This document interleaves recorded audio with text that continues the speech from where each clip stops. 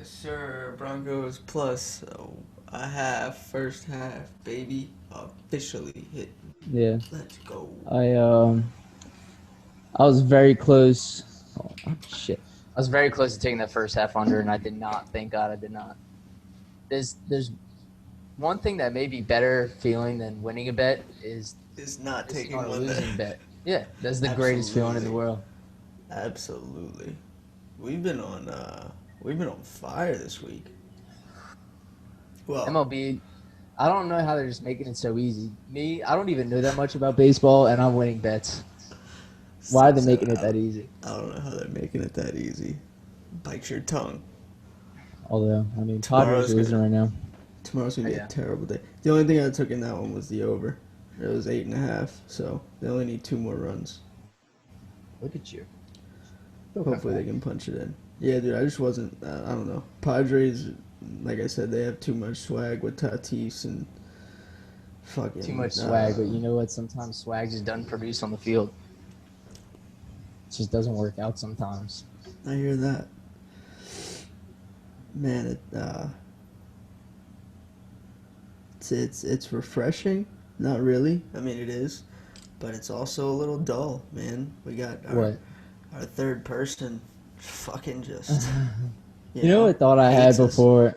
I had this thought before I got on. And I was like, if we put out a poll to our loyal fans out there, all of our loyal fans, and I said, if one person was going to miss the podcast tonight, who would it be? Who do you think would have won the vote? Definitely Logan. 100%. Who do you think would have won the vote? Every single Thursday, he's just looking for a reason to not record. Oh, dude. I'm over here. I'm here. I got this. I got that. Fucking, I'm about to go eat. My parents want to do this. Bro, every week. I'm about to put out the LinkedIn job description right now. Third party to a sports podcast. Somebody who's willing to be there on time, on a schedule. Look, I'll copy and paste that bitch to ZipRecruiter if we really want to get a candidate. We'll have somebody in 4 hours. Oh, yeah. Easy. Easy. Somebody who doesn't go to California every weekend. But you know what? I'm glad we have that amount of vibes in our podcast. If we had somebody that didn't go to California at least once a year, then we'd just be lacking pretty hard. Oh, yeah. He's our Hank. Yeah. We'll put it to people like that. He definitely hasn't earned that vacation. I'll say that. No, he doesn't earn any vacation. You got to put time in to earn a vacation. I'll give him benefit of the doubt. I'll allow him on this podcast again. But he's on his last straw. There's not much more I can do for him. Yeah. I spoke to the boss. I put my name on the line for him. He's got to come through. That's all I got to say. That straw that he's on the last one on is one of those bar straws. We're not even talking about the umbrella straw. We're talking about the little 4-inch black straw that you can barely sip anything out of because he's there. He is literally minus 99 right now in the sports book. That's how it feels. Make one more bet. You can make one more bet. I can't guarantee that it goes well. It might not work out. Definitely not. But he's making money. He's doing his thing. Everybody, welcome to episode. What is this? God damn it! Yeah. It's driving me crazy. I see a day to see a job is what it made me. Shit me freaking bravery. See it's mine is slavery. 9 to 5 grind and strive. Fucking nigga pay me less. 6? 5? 5? I think it's 5. And speaking of people making money and earning that money, how about our boy AK-41, baby? Ooh. What a monster, man. Just anybody would be lucky to have this guy on their team. Just what I wish I could take every dollar out of my pocket and say, here. Keep running the football. Yeah. Keep running the football. Keep catching the football. Keep doing what you do, because if it weren't for him right now, we'd be fucking 0-3. Oh, yeah. Dude, just how slippery he is on the field. Like, he just... I can't even count how many tackles he broke in that, 85-yard touchdown that... Or the 50 or whatever it was, yard touchdown. That's just what he does. Drew Brees threw. It's especially he put on weight this year. I had a good feeling that we were just going to feed him. He's ready to be that third down back. And I mean, obviously, we're not even playing Latavius that much, which is pretty surprising. So I think he's just proving that he can handle the workload right now. Yeah. last game, we played Latavius quite a bit, dude. That 1-2 punch we got is nasty. Yeah, Like I I know. don't even know.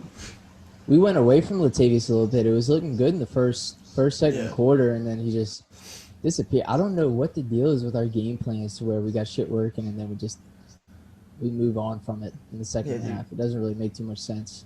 Sean Payton's acting like it's 2012, 2013. Like Drew Brees is still breaking records and stuff like that. Like that's our guy, 100%. Yeah. It's been my guy for the last 10 years. But I mean, dude, like he's old, he's fragile. Like he's not the same Drew Brees at all. And I don't even think if we wouldn't have passed the ball at all during that game, I think we would have won. Like Oh, yeah.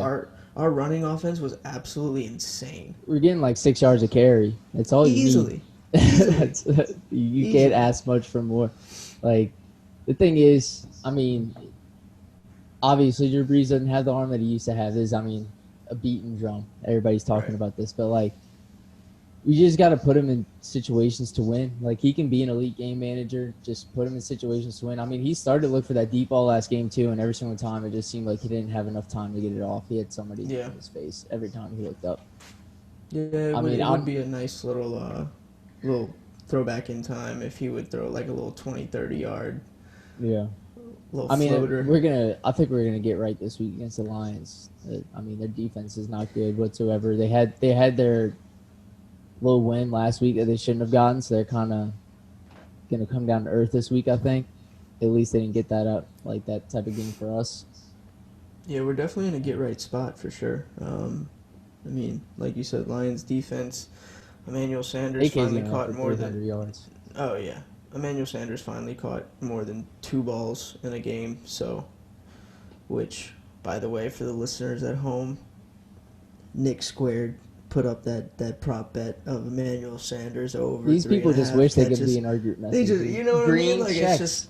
it's automatic. It's automatic. Green checks all over the place. I may have paid my bookie last week, but hey, listen, we hit some bets, okay? But everybody knows the next day is the most important. That shit's in the past. You brush it off. You know, you brush it off, you move on. You can't let that hinder your ability to make a good bet right now. You can't leave your ground, your roots. You need to stick to what you know, make good picks. It's so refreshing whenever you hit one too, because shit right now is just so unpredictable. It's unbelievable with all the injuries, like everything going on with the COVID thing.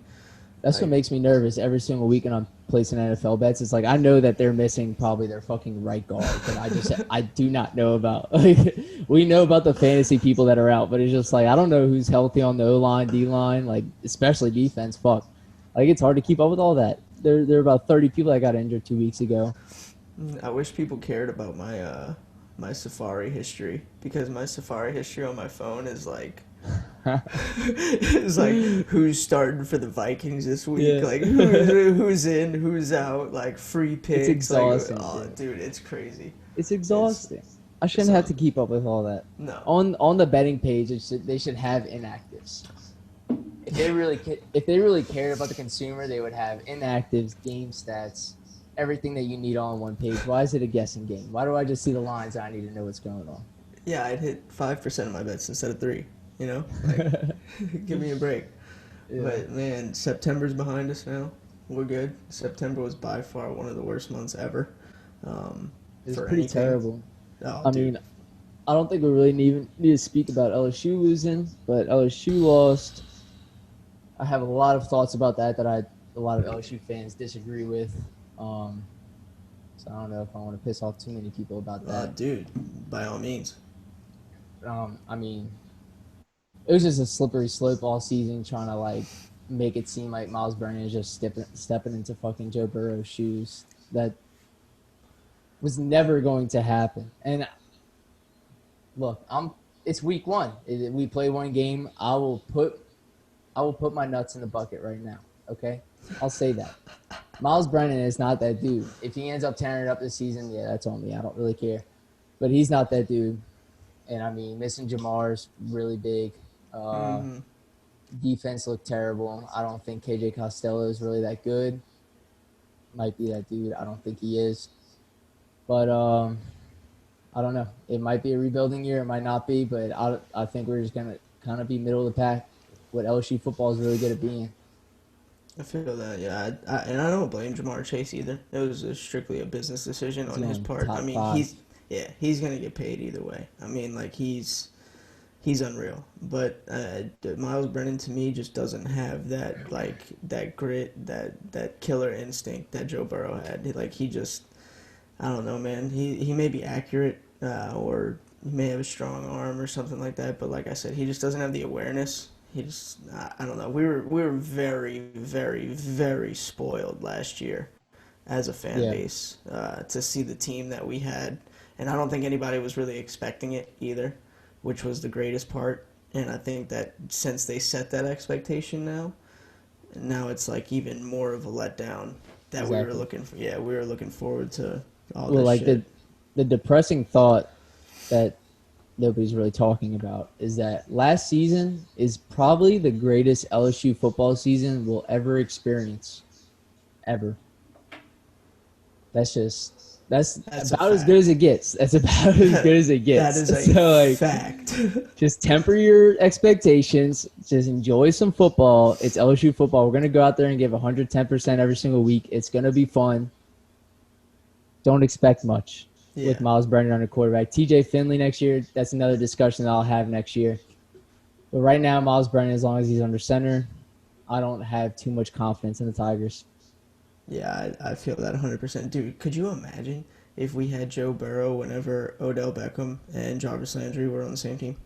It's like every single year if we just had a confident quarterback. Right. I put that team my number one LSU team of all time by far. But my second favorite was probably that Matt Flynn, Jacob Hester. That I forgot what year it was, but the year we beat Ohio State in the national championship. Yeah. I know, that was fuck.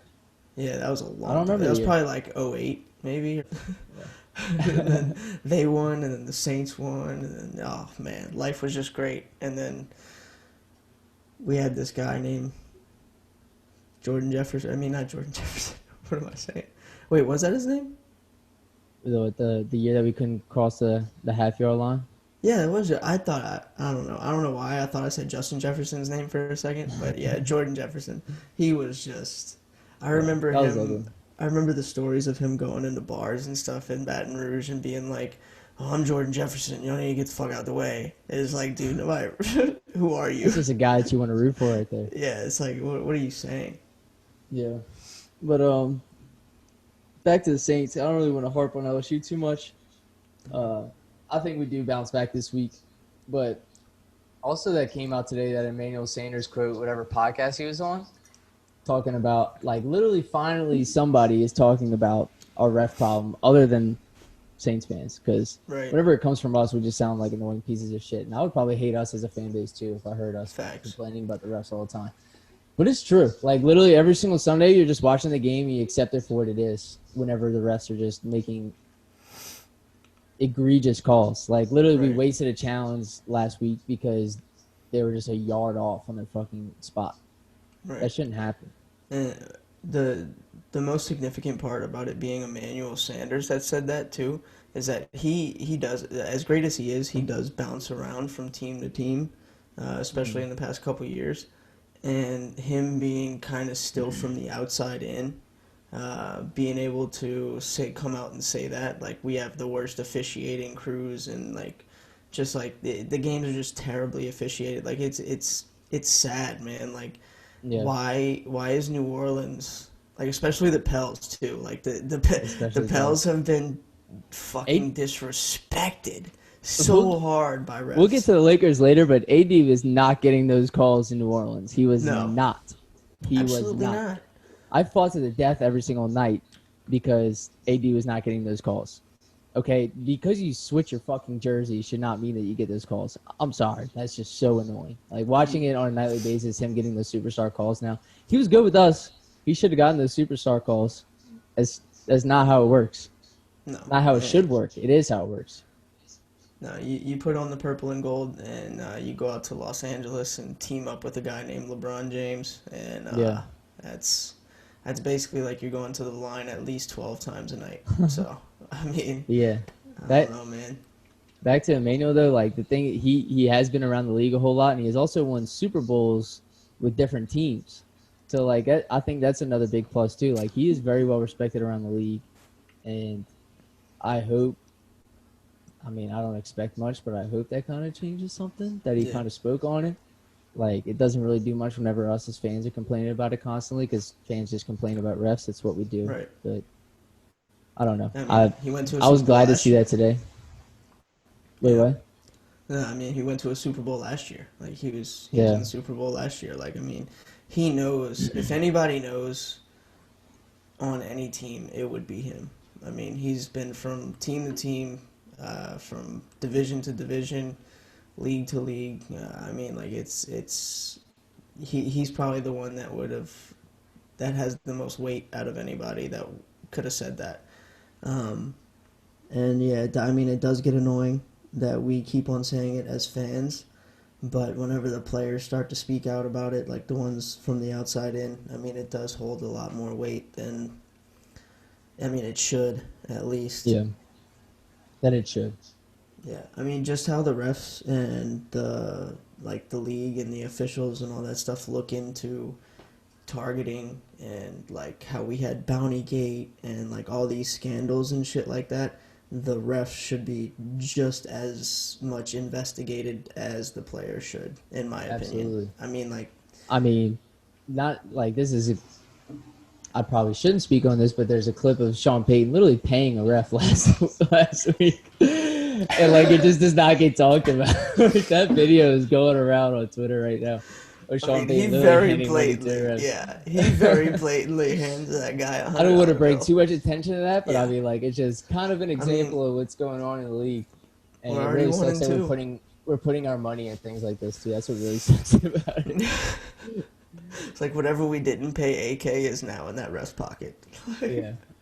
Fuck, man, it sucks, dude, that we have to even like go to that length.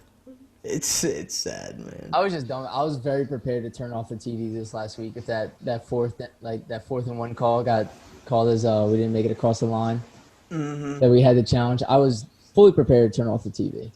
Yeah, when the commentators who were very much against New Orleans most of the game, I mean, like almost every game, whenever they are saying that he was obviously over the line and the officiating has been terrible in the game, like, you know there's a problem.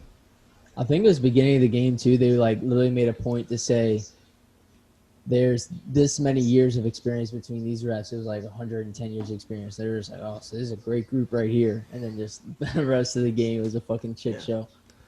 There's a reason they have all that experience and all that money. It's because they know how to fix shit. It's unreal. We ain't gonna get into that. Yeah, it's almost as bad as the NBA officiating, which is very bad. But yeah, the finals are pretty unwatchable right now too.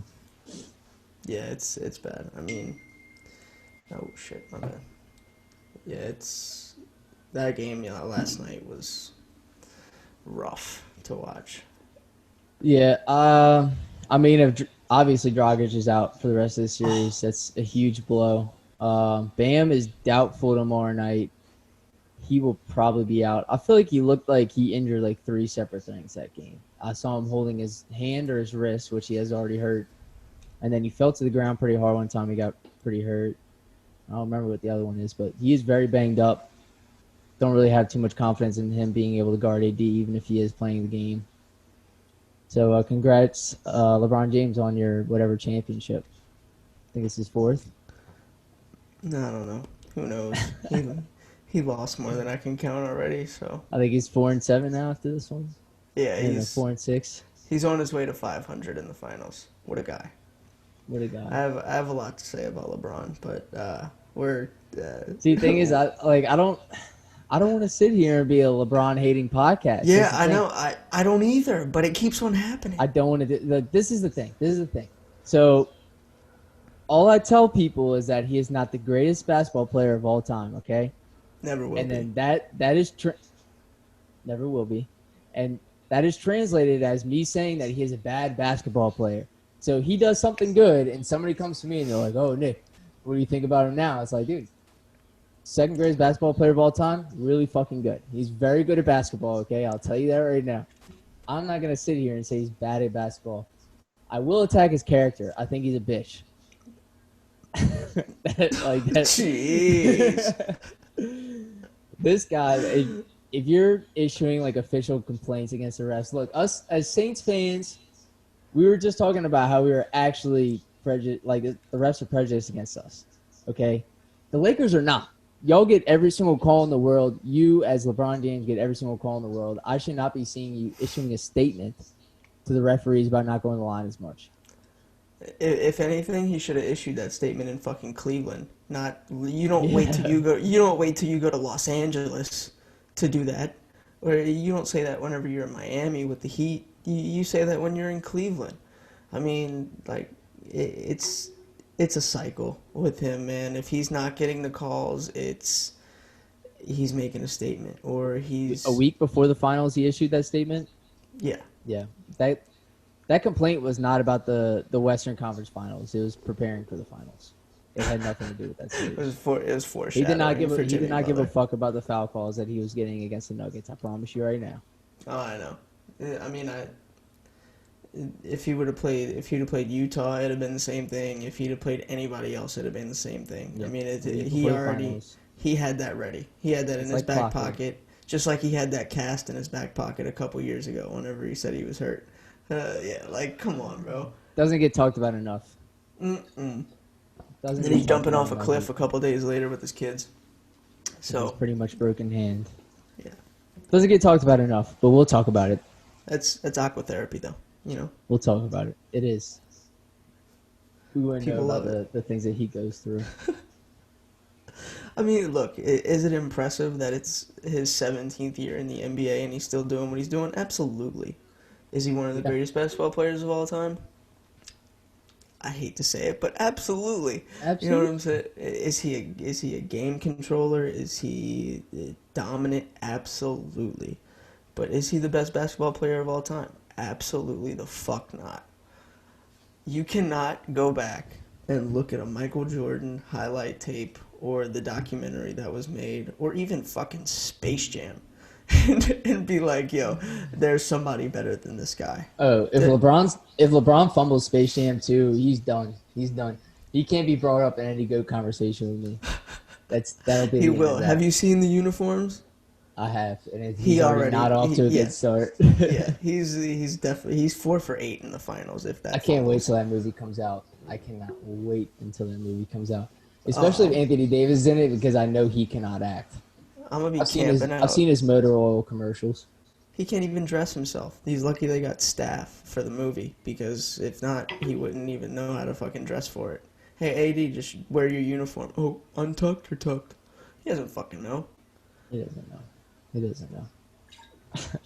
This is why we can't get on the topic of the Lakers. Yeah, dude, I love LeBron. He's a great basketball player. Lakers are up 1-0.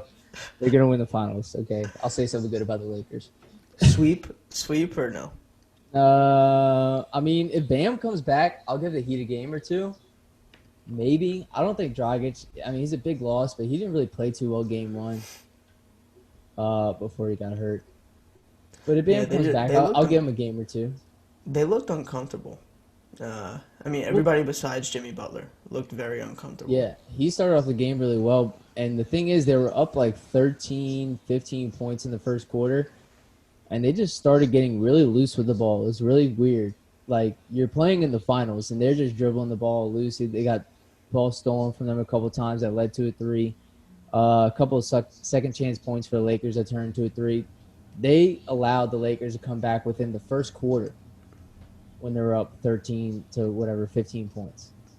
Yeah, they had. That shouldn't happen in the finals. No, not at all. Especially, I think some of that was Spoelstra too. I mean, I know he's a great coach, but I think he was just kind of letting them play for the first game just to see, like, you know, how they would handle the pressure and all that stuff. But man, at some point you gotta buckle down and you gotta realize that this is the fucking NBA Finals. You know, you're not playing the Celtics anymore. No discredit to the Celtics, but you're not playing the Celtics anymore. You're playing LeBron James and Anthony Davis. Like, yeah. I mean, Anthony Davis he's incredible right now. He is. He's unstoppable. I mean, he is. And on the other side of the ball, you got Solomon Hill, another terrible look for the Pels. I mean, man, just New Orleans sports. That's what it's like to be a fan. Look, if we have any Heat fan listeners out there, explain something to me. Why is Solomon Hill getting minutes all of a sudden? He got his first playoff minutes like 3 games ago into the Celtics series. Why is he getting minutes all of a sudden? Somebody explain this to me. Somebody. You just gotta throw him out there. A guy named Solomon. I mean, He can play a little defense. He can hit a 3 or 2. But throw him out there. See what happens. No. I mean, why not? We've been through experience. We've wasted $44 million in this experience. It does not work out, Eric Spoelstra. It does not work out. No. If you would have told me 3 years ago that Solomon Hill would have been in the NBA Finals before Drew Holiday and Brandon Ingram, I'd have told you were fucking insane. But you know, that's the world. That's the world we live in now. I do not understand what they're trying to do. I don't know if I can give as much respect to Eric Spoelstra after the series if he's playing Solomon Hill against Anthony Davis. I guess he's thinking like, oh shit, that's his old teammate. They practice together. He knows everything he does. No, it does. You can know every move that Anthony Davis is doing. Solomon Hill is not going to stop it. No, he's 7 foot versus 6'5". Yeah, I mean, those 5 inches mean something. Yeah. It's very depressing seeing him out on the court as they're giving up a huge lead. But very used to seeing that. I'll say this: we spoke very highly on Tyler Herro last episode, and then of course, we can't speak highly about anybody ever again on the show because he comes through and he has he had a team low like minus 35 plus minus. Just it's the podcast jinx, man. Everything we talk about just goes to shit. It's literally everything. I mean, he's a baller for sure. I think him and Bam are gonna be probably in the top 10 best players in the NBA in the next couple of years. Just like Logan said last episode, I think Bam might be up there for best player in the NBA in the next couple of years. He's unbelievable. In the whole NBA?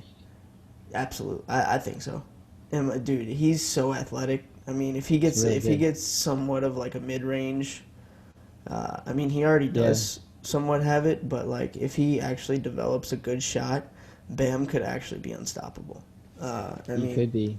Having somebody like Tyler Herro is very complimentary as well. I mean, a lot of my confidence in the Heat in this finals was put on Bam Adebayo. It really was. So, I mean, clearly that's why I think if he doesn't play, they're going to get swept.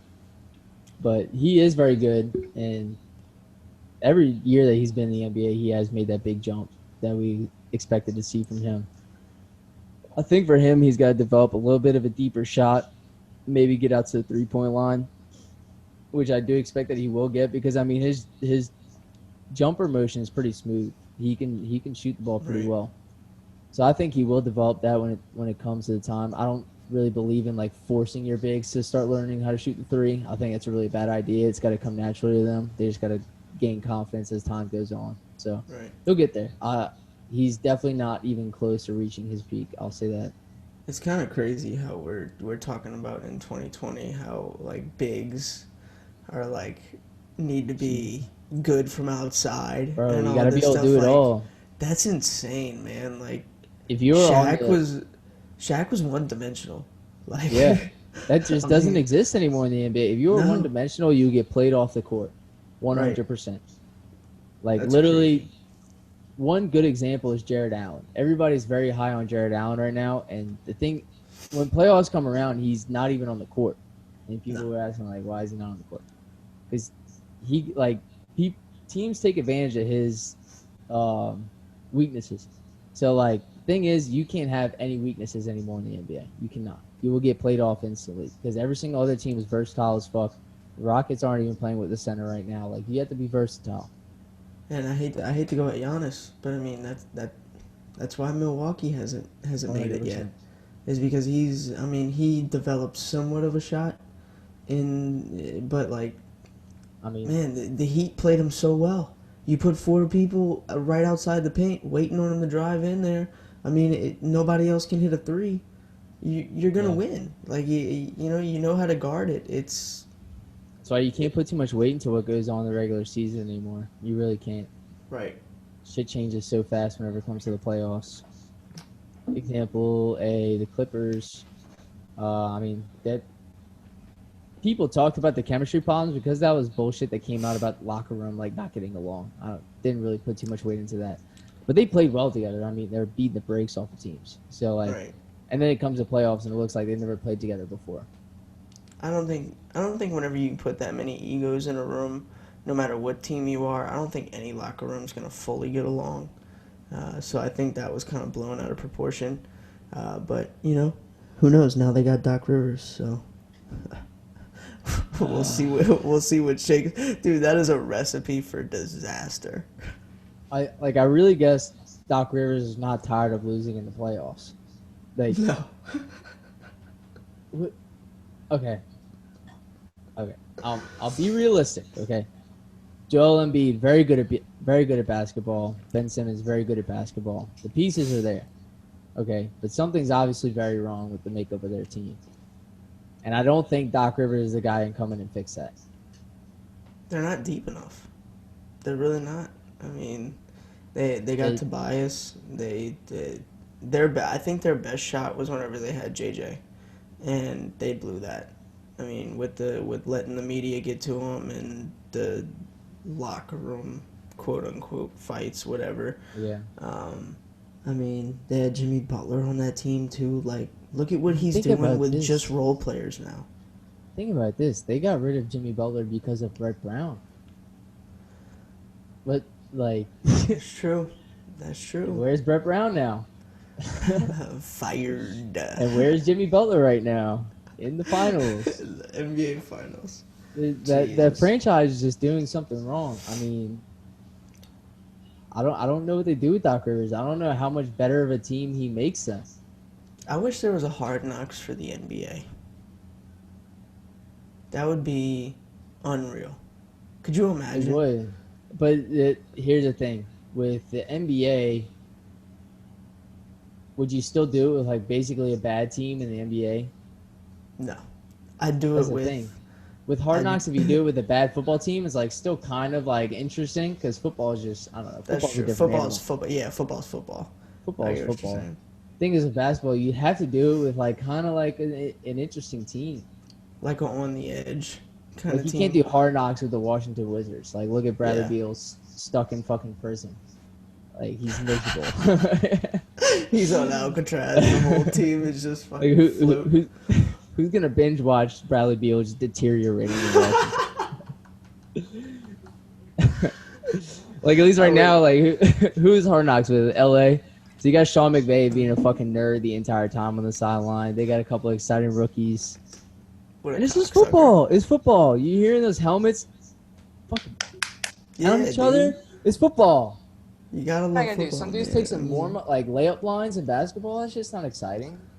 Oh no, I'm talking strictly like locker room shit. Like that'd be the best, bro. Like, Yeah. could you imagine the locker room of Paul George and Doc Rivers? How awkward that must have been. Like, I don't know how they ever man. expected that to work out. That's it, dude. Who's gonna be the new coach of the Clippers? Like, They're talking Ty Lue. oh my god, give me a fucking break. That's what I I'm don't saying. know. They should, if they knew that they were gonna fire Doc Rivers, which I think they did for as soon as they lost. I think they did. I think Ballmer was just like, "I get the fuck out of here." If Billy Donovan would have waited 2 weeks, that would have been probably one of the most perfect fits for them. He's, I mean, that would have done so much. I think his personality and Kawhi's personality would have not clashed, but they'd have glided together and made just this monster of a team. I mean, Doc Rivers being just a joke and a crybaby and being spoiled with Kevin Garnett, Rajon Rondo, and Paul Pierce and Ray Allen for 6 years was definitely great. But Yeah. So with Doc Rivers going to Philly, My over 3.5 field goals just hit. Plus 130. Oh, the Plus prop 130. king. Don't call him the prop king. Don't call Let's him go. the prop king. I know kickers, baby. I know kickers. All right. What was I saying? Oh, yeah. Okay, so now Doc Rivers going to Philly. Who's next in line for the Pelicans? Who do you think? Because I wasn't bought in to Doc at first, and then I got talked into him by a lot of people. I don't know. I mean, I really just like Atkinson myself. I mean, Things have been very quiet on his end. they have, and that's I mean, they have. I guess you can say that for a lot of coaches, but not a lot of coaches are in contention right now. So you gotta think about what teams still have a coaching vacancy. The Pacers. He's not going to the Pacers. And no, then Oladipo wants out. That team is kind of like just weird to me. And They then- always have been. Houston. No. I don't think he really matches that roster. No, I can see us taking a chance on D'Antoni, even though I don't want us to. I'm worried about that. Yeah, but like I don't know. I mean, maybe he was just like in the wrong situation, but how can you say that with like? I'm not fully against D'Antoni. I'm really not. I think he gives you at least the identity of being like, all right, we're here to contend.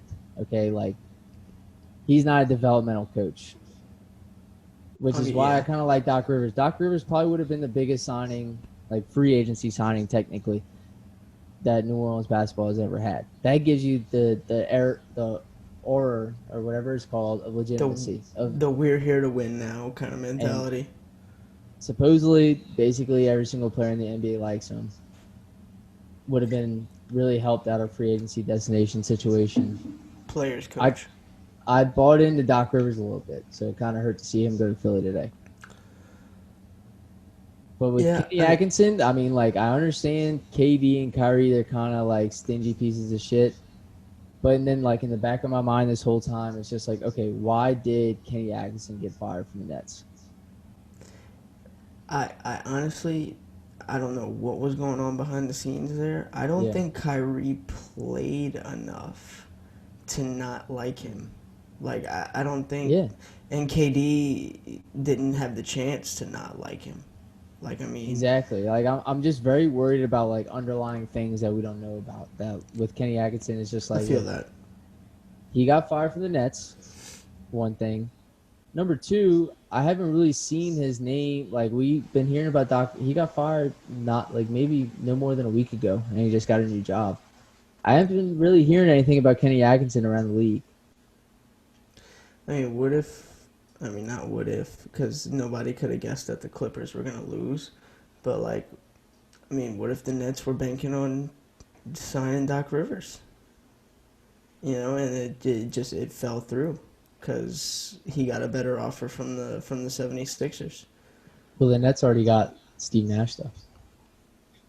No, I understand that, but, like, if they were waiting on Doc, okay. yeah, that's what I'm saying. Like, if they were waiting on something to happen, and like they saw that even after what was going to happen this year, even if they would have won the championship, whatever, if he got an offer from the 76ers that was way better than what he was doing now, I mean, money wise, I think Doc Rivers would have taken it. I don't think a championship would have changed his mind, in my opinion, because Doc Rivers is like. I don't know. I feel like he thinks he's more than he is, as far as like turning a program around. Even though Philly doesn't need a turning around, they just need somebody to steer their fucking head straight. Yeah, and I mean, they need a good. Doc Rivers is a good motivator. I mean, he's a good recruiter. He can bring. He's just he's a name. He's a name. Like you hear Doc Rivers, and you automatically think that tremendous run that Boston had, like. All that, like you get him to play his experience in the playoffs, his experience in the finals with big name players. I think it'd have been a good fit, but I mean, I don't know. Steve Nash, we'll see. But yeah, I'm not too heartbroken about losing out on Doc. It would have been exciting. I think it would have just given us a little spark that we needed. I think there's way signing better kind of prospects. Yeah. I don't know, dude. I really just don't know what we do. I haven't really heard much. Put Things Griff has in been there. pretty quiet. I said put Griff in there. Who's Griffin? David Griffin. Oh. Just let him cook something. I'll let him real run quick. everything, dude. I love that guy. He can run whatever he wants. What a guy. I love him. Yeah, I don't know. Hopefully something comes out soon. I mean, like, the NBA season's starting up pretty soon. I think in December. We got to start making moves. Is that Padres? Oh, can't see it. Padres and Cardinals are now tied in the top of the 7th, 6-6. Yeah, but Cardinals about to score. That's what I was just checking. Over 8.5. Oh, I don't want to hear about that fucking over. I didn't take it. Let's go 4-0 for today. 4-0 today. Green check marks everywhere, folks. Another story in the NBA though. Speaking of really good owners and GMs, Mark Cuban saving Delonte West from the streets. Dude, Cuban, first of all, he's going to have a statue in Dallas before he gives up that. I mean, he is, from everything that he does. Have one. Oh, yeah. From everything that he does. From a business standpoint, from a GM standpoint, or owner, whatever the fuck his official job is. I mean, the dude's just a monster, like, of a person. Like, he's awesome, man. And Delonte West, you can tell when somebody just had too many accidents or too many, like, bad situations in their life to where they needed just that person to guide them in the right direction. Yeah. And I'm glad Cuban was the one to do it. Yeah, I don't really have too much to say about it. I just really like shining a light on somebody doing something good for somebody. I mean, like, we saw that video of Delonte West out in the streets fucking months ago. I mean, all people did was just talk about the video, retweet it, blah, blah, blah. And then Mark Cuban actually, he didn't have to do that, like, by any means. Like, just because he's somebody with money or something, like, he doesn't need to do that. Right. It's just a good person doing a good thing. And I mean, I don't know. Keep in mind that Cuban was one of the first ones that was paying the arena staff for the Mavs. He set the precedent for doing that. He was like literally maybe the first person to do it, if not one of the first people to do it. He set that precedent. Look, like, when you have money, you don't owe shit to anybody. You earn that money. He's doing that out of the goodness of his heart. That's a good dude right there, man. He's not just a good dude. That's a good owner. He's, like I said, he's just a beast of a person. Like, you can't get much better than that right there. That's devotion. I mean, that's just love to your city and love to the people that's been serving you for the past. I mean, stadium people, you see them, they range from 20-something years old to 60-something years old. Yeah. I mean, it's people that need the money, and he saw that, and he went after it. I mean, you got to respect it. Yeah. He's just a good dude. I like Mark Cuban. Yeah, man, he's awesome. Yeah. All right. I don't have anything else for the NBA, but I do want to get to our NFL locks. I know you're like, what, 2-0, 3-0 on this show? Which one is it? Look. Stay humble on us now, okay? I am. Hey, look, I am. I'm not getting excited. Stay whatever. humble. I'm 3-0. I'm gonna keep it at that. My lock of the week, probably lock of the year, if you catch it early, is Rams minus 12.5 versus the New York Football Giants.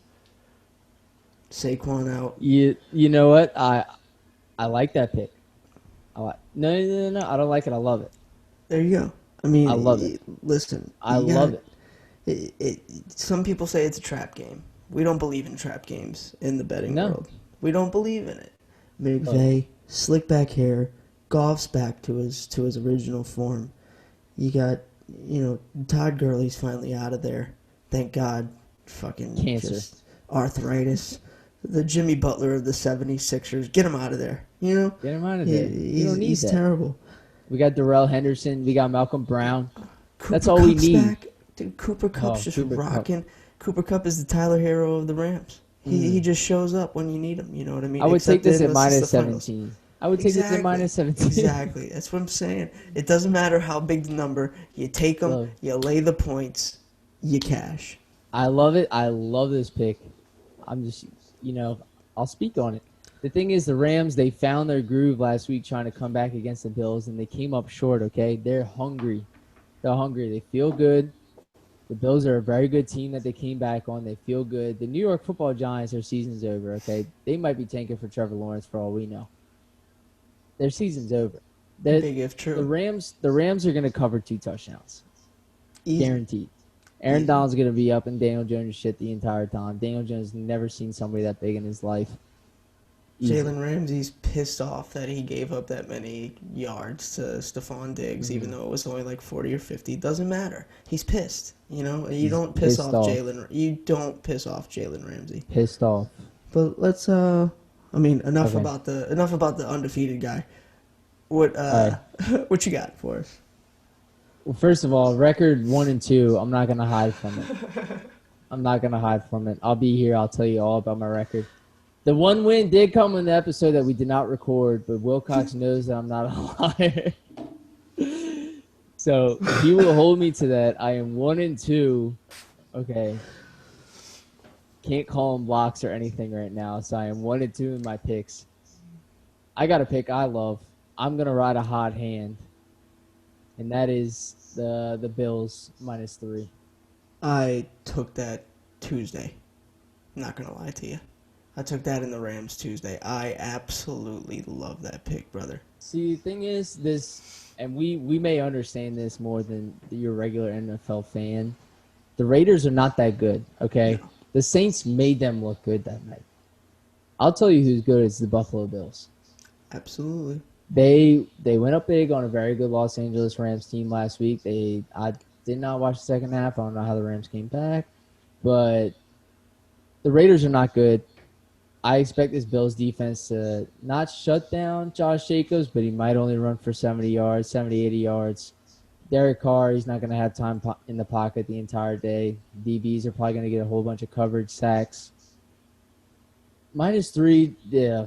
I don't know. It feels way too easy. It feels way too easy. That's what I was just about to say. It feels disrespectful. Like it feels. That is the weird. only thing making me very skeptical about making that as my lock of the week. But I'm just gonna ride the Bills. I don't know. Josh Allen looks really good. Let me ask you this. Okay. Is it in Vegas? Let me see. Because if it's in Vegas, I might go back and hedge my pick. Because those refs awfully loved the Las Vegas Raiders whenever they were in Vegas. Allegiance in Vegas, right? Oh, yeah. I don't give a fuck. I don't care. We don't care if you have home field. We don't care. They had the little first opening game of the stadium spark. Ooh, Broncos touchdown. That's another pick that's about to win tonight. Look. The whole reason this line is only -3 is because the Saints made the Raiders look good. Okay, so Bills -3, lock it in. The line will move, so lock it in whenever you're listening to this on Friday. By the way, if anybody has a prop bet out there that you want or you want to look at, even if it's available, it probably is available on different books, probably not ours, but Derek Carr to throw an interception.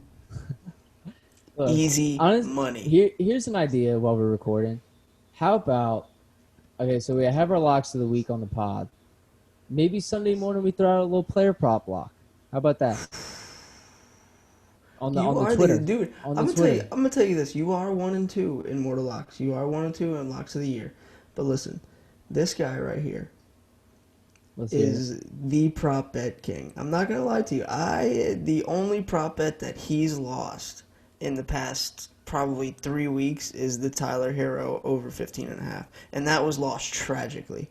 That was like how many 14 did he have? Points with 14 points, like 3 minutes left. That should have hit. Everybody knows it should have hit. It was just keeping him humble. That's all it was. And you know what? If the listeners are lucky, I might even share my can't lose teaser of the week, which is please go. Which is 3-0 on the season. So be on the lookout on the Twitter. Can't lose teaser might come out. I love this teaser. Love this teaser. Locked it in today. I don't see how we stop making money. Do you see this one stopping? No, absolutely not. Just be ready for it. That's all I gotta say. I mean, just be ready for it. We gave you 2 locks. It's a guaranteed 2-0. I mean, how can you not lay 12.5 and then 3 for Rams Bills? You know what I mean? Like, look at the lines, look at the stats. Just believe in us as people, as bettors. Yeah. You know what I mean? Turn your notifications on the Twitter. You won't want to miss these picks. We might drop them 2 minutes before kickoff just to make you really work for them. No, we're not going to do that. Oh, maybe, man. yeah. But, I mean, besides our locks of the year, I mean, I'd honestly just take whoever the Chiefs are playing. I'd just take the Chiefs every fucking week. Yeah. Who's let me ask you let me ask you this. Honest question. Who the fuck in the NFL is stopping the Chiefs? Not the Ravens. Not the Saints.